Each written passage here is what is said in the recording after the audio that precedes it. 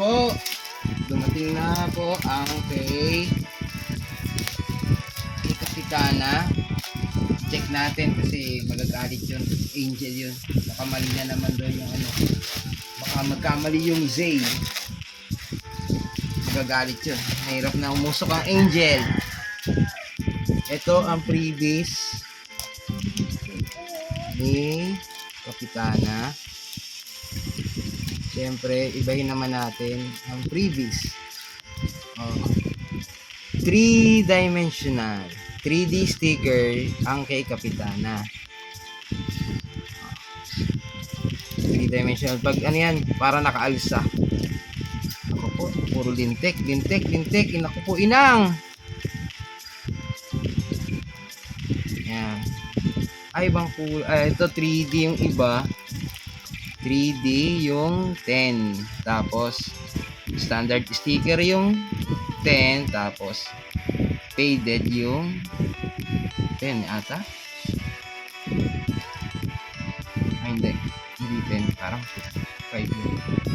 So, ayan. Yung ano ni Kapitana. Freebies para kay Kapitana. Si Evelyn na may pamaypay. Sorry natin. Sino yan, Chris? Sino? Ang unang request is Kuya Paul. Tama ba? Ang spelling, Kuya Paul.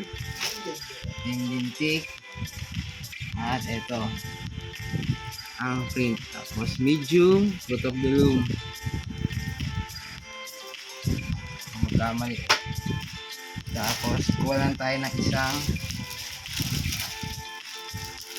large. Ba't ang dami? 20 pieces. Bundle ba ito? Yung isa Ay, lang oo. kasi yung malulukot. Yung isa lang pala. Large. Bintik. Parang alsado. Parang maganda paggagawa. Alsado. Ito po yung print na manipis. Pero, tuklap na yung mukha nyo. Hindi pa ako natutuklap yan. Amazing yan. Balik rin mo rito. Yan. Zayna, Kapitana. Wala na tayong problema. Hindi na S. Zayna. Zayna man. Baka kala niya lang S. S yung... Napunta sa kanya. No, hindi. Hindi pa nakita yun. Di ba? Ayan, Zay yan. Zay, oh. Alam ko may Zay. ano yun. Example. Tapos kinukorek ko yun. Diba? Okay na, Kapitana? Satisfied? Ayun na. Yan. Mahaba kasi kaya medyo niliit kasi para ma-center yan. Pero kung maiksi lang yan, Kapitana, ganito yung kalaki. Malaki siya.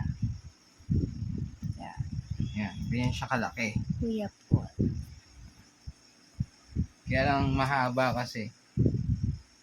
Pero kung yags lang nilagay mo dyan, Kapitana, ganyan kalaki yan. Baka billboard, lagay natin dyan.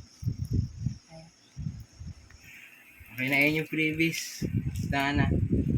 Okay.